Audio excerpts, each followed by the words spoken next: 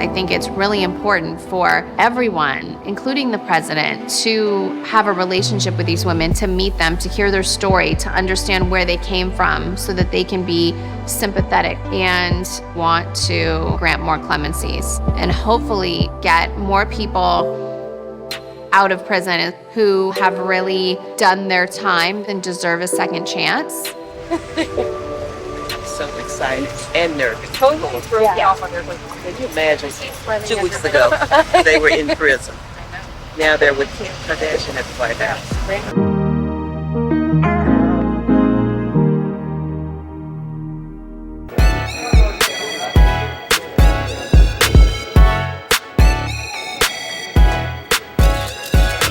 Today I'm doing interviews for the Justice Project, which is a documentary on justice reform to show people that committed crimes can completely be rehabilitated and we don't have to throw them away just because they've made these decisions, and that people do deserve a second chance. All right, let's roll sound. Roll A, Kim. Rolling. Hey, Martha.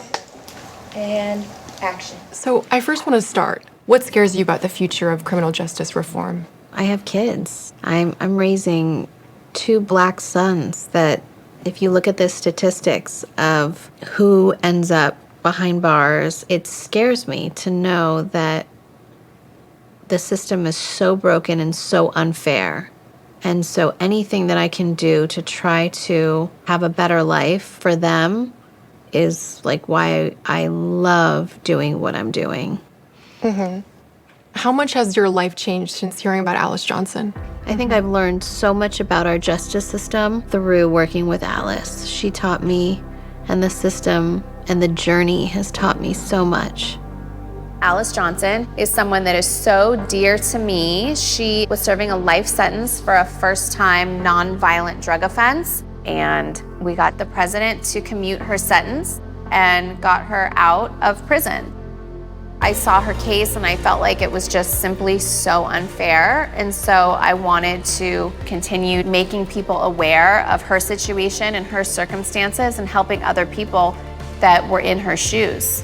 Do you think that there's a better way that the system can assess if a person deserves a second chance? In order for the laws to change, we do need to show people that people are better than the worst choice that they've ever made in their life at one moment in their life. Like there are thousands of Alices.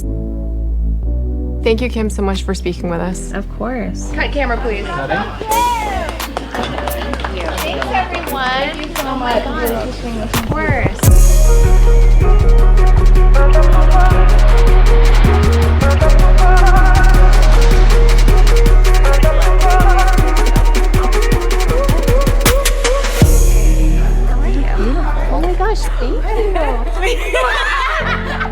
Don't you look beautiful?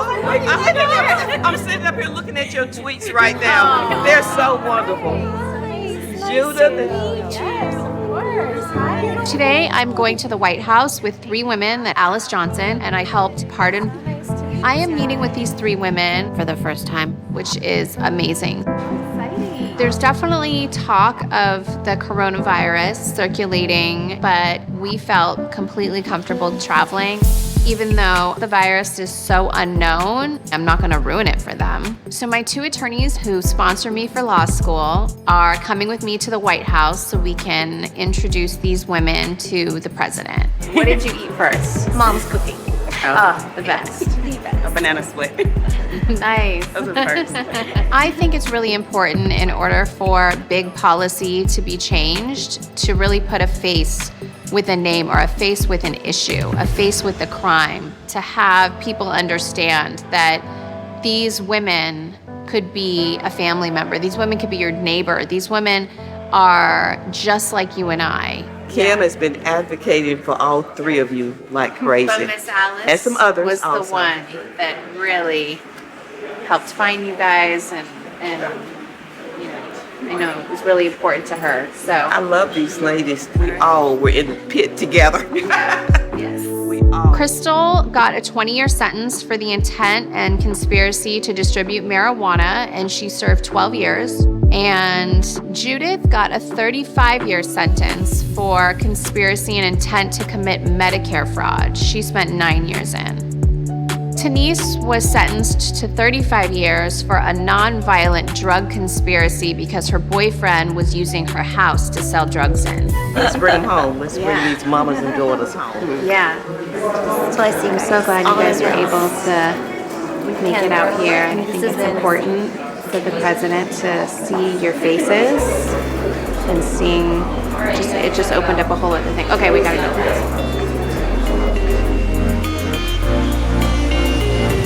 White House, here we come. The president asked us to get names. I got them to him, and he's releasing them. Yeah.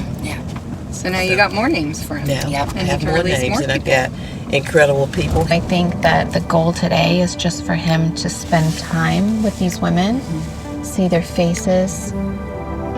I think it's really important for everyone, including the president, to have a relationship with these women, to meet them, to hear their story, to understand where they came from so that they can be sympathetic and want to grant more clemencies and hopefully get more people out of prison who have really done their time and deserve a second chance.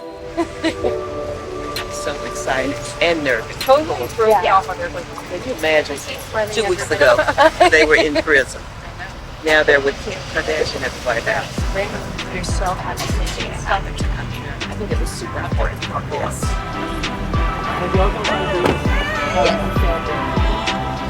If I could have everyone's IDs and I can start going in.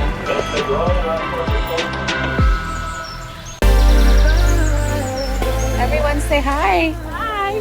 We're walking in the White House. into the West Wing.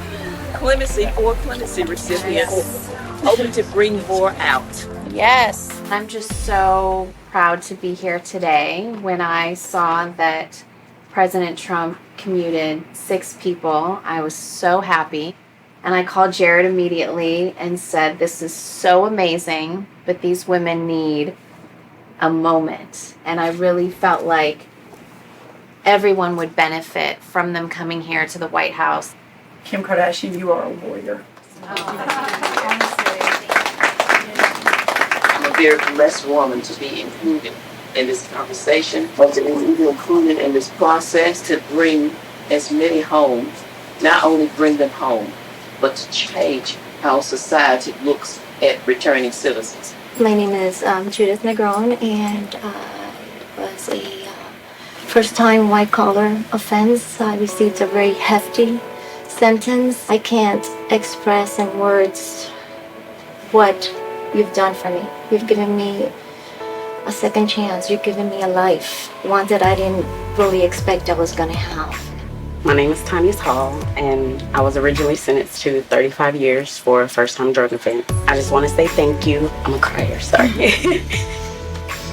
And just giving me the opportunity to have a voice.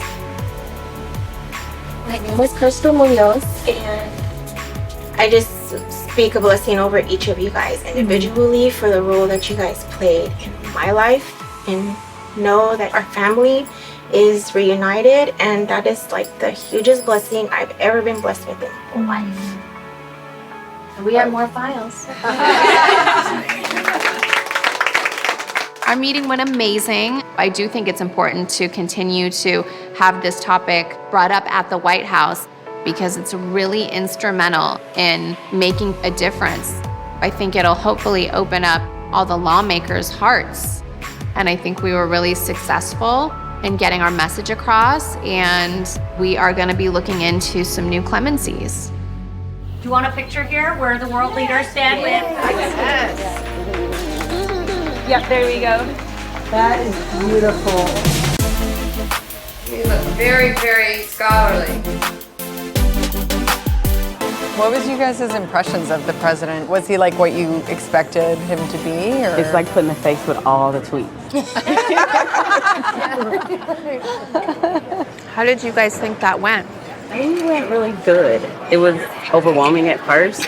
When I was able to breathe, because I was so nervous by the whole process, It went well. It was comforting. It made it comforting for us to be able to speak and to really be genuine when we spoke.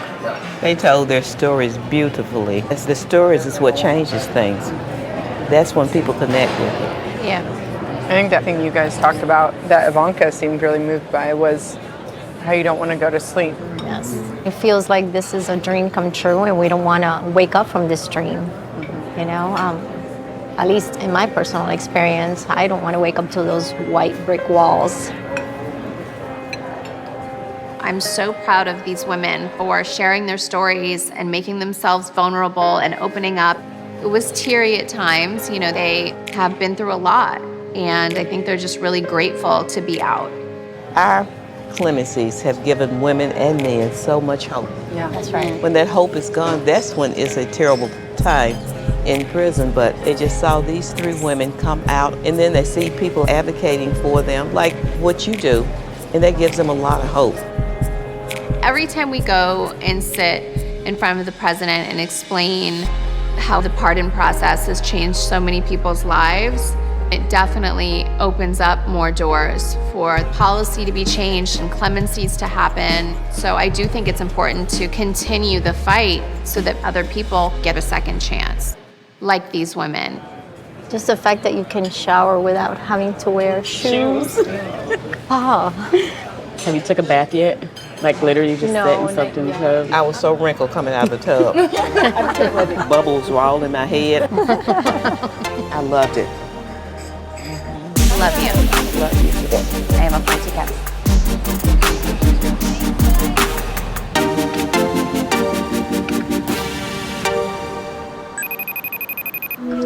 Hi.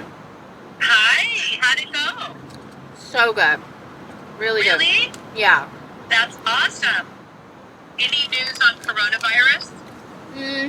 They basically just said, don't touch your eyes, don't touch your mouth, wash your hands a lot, no shaking hands, elbow. You know, elbow people. Yeah. And that's it. As of right now, the coronavirus is mainly overseas. It's just starting to come to the United States. I'm at the White House, so of course I'm gonna ask what's going on. It seems like there's a lot that they are doing behind the scenes, so I hope that it doesn't continue to spread. Did he tell you to eat a lot of red licorice? Yeah, he did. Is that what the cure is? I just needed some sugar. All right, well, I'm very proud of you. Thank you. I am. You should have a show called Kim Kardashian Goes to Washington. Maybe Kim and Khloe take DC? Yeah, that's a good one.